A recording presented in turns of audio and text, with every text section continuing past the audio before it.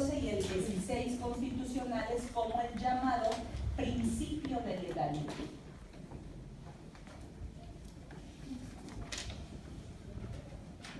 El principio de legalidad lo que instituye, jóvenes, es justamente una autolimitación al ejercicio del poder. ¿A qué me refiero con ello? Me refiero particularmente a que para ejercer poder, nuestras autoridades tendrán en todo momento la obligación de fundar y motivar su quehacer. ¿Qué es eso de fundar y motivar su quehacer? Ya habíamos establecido que la palabra fundar significa disponer de una ley o de algún artículo o artículos con base pues en esa misma ley para poder establecer facultades y obligaciones de nuestras autoridades. Ustedes, estudiosos del derecho o estudiosos de la carrera de Relaciones Internacionales, deben comprender, jóvenes, que nuestras autoridades siempre tendrán que fundar, es decir, no pueden actuar si no es su competencia, si no es su atribución legal, ¿correcto? Entonces, bien, leamos particularmente del artículo 14 el párrafo segundo, es el que me interesa conocer como principio de legalidad. ¿Alguien, por favor? Adelante. Artículo 14. Nadie podrá ser privado de la libertad o de sus propiedades, posesiones o derechos, sino mediante juicio seguido ante los tribunales previamente establecidos en el que se cumplan las formalidades esenciales del procedimiento y conforme a las leyes expedidas con anterioridad al hecho. Exactamente. ¿Qué es lo que entonces estoy entendiendo respecto del artículo 14? Estoy entendiendo que se deben cumplir las formalidades del procedimiento. ¿Qué significa eso? Que tu autoridad, sea de la competencia que sea, está obligada constantemente a actuar conforme al principio de legalidad establecido, ¿verdad? En un procedimiento. ¿Dónde veo yo los procedimientos?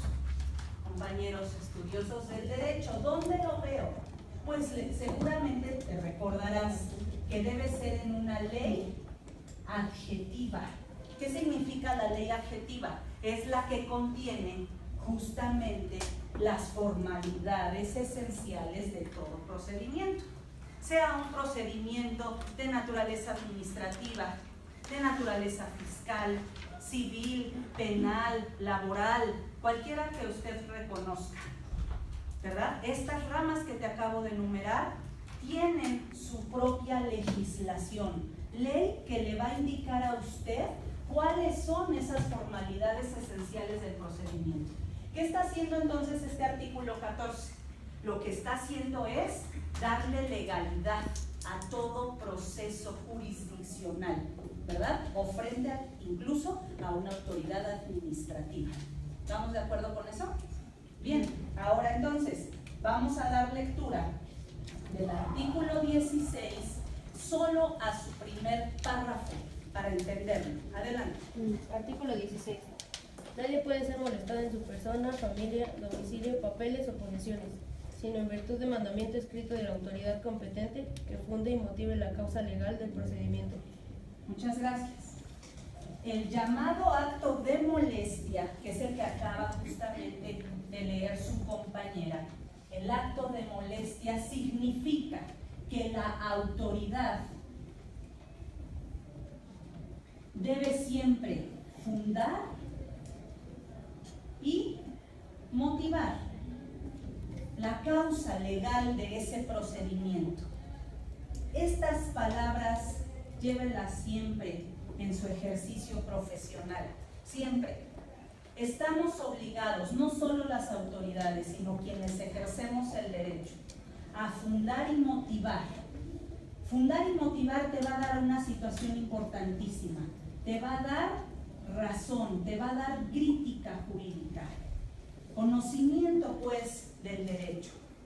Cuando usted funda, lo que está haciendo, dije hace un momento, es indicar ¿de qué legislación particularmente se funda, es decir, se argumenta jurídicamente? ¿Sí? ¿De qué legislación estoy tomando ese razonamiento?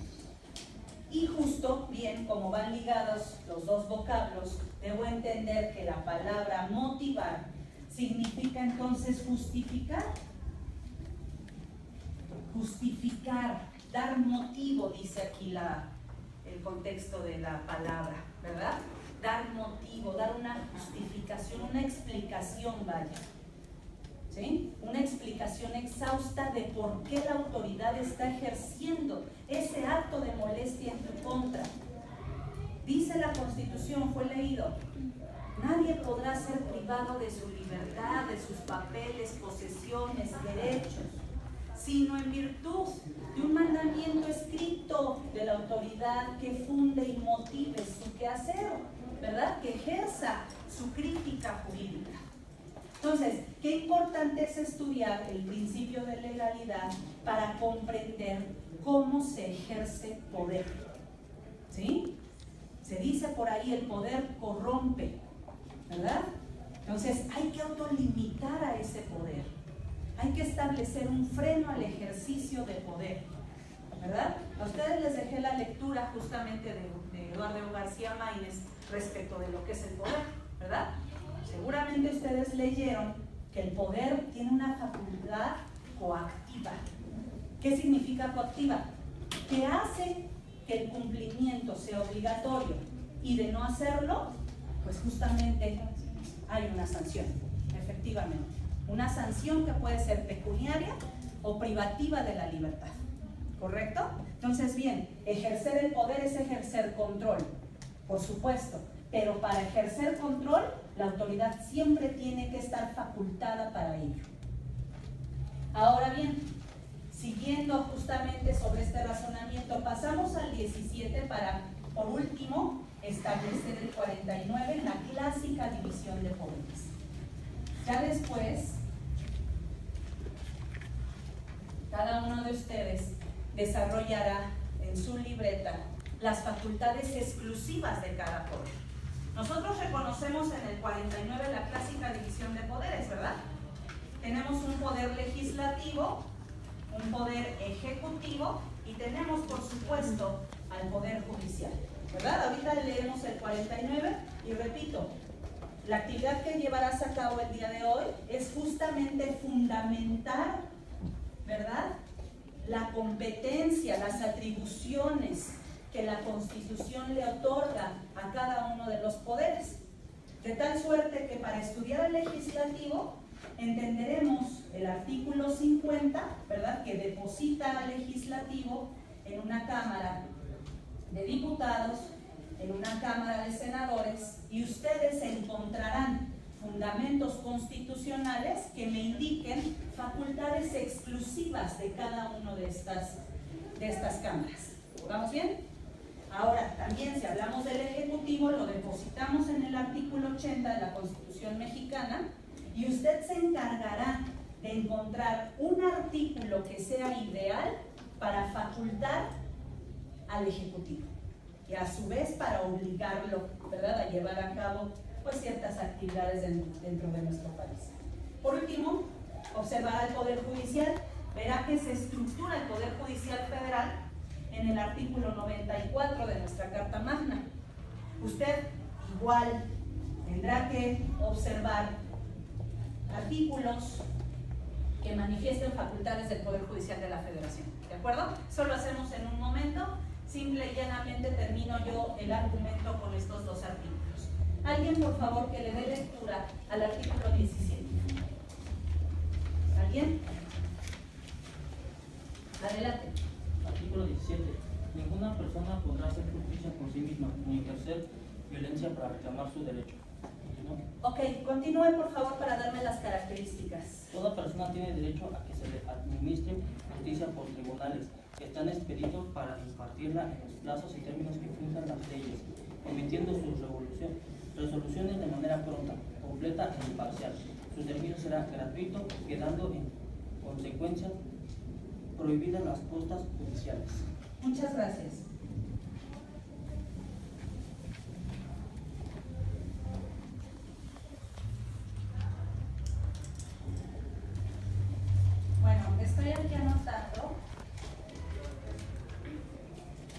leído por el compañero. En el artículo 17, entonces, se alcanza el anhelo, ¿verdad? El anhelo de un principio general de derecho, un fin último que tiene la ciencia jurídica, alcanzar justicia, ¿de acuerdo? Dice entonces que la justicia será administrada por tribunales. ¿Te das cuenta que este artículo también limita la autoridad? ¿Qué le está indicando entonces? Que solo a través de tribunales previamente establecidos se podrán dirimir las controversias entre los particulares, ¿correcto? No puedes administrar justicia por tu propia mano. Recordar, ¿verdad? La venganza privada ha quedado en el olvido.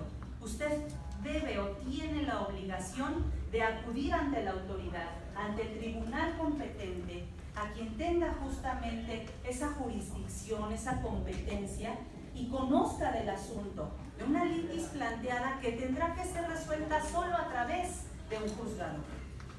Dice que la justicia tiene estas características. La justicia es pronta, la justicia es completa, imparcial y sobre todo es gratuita.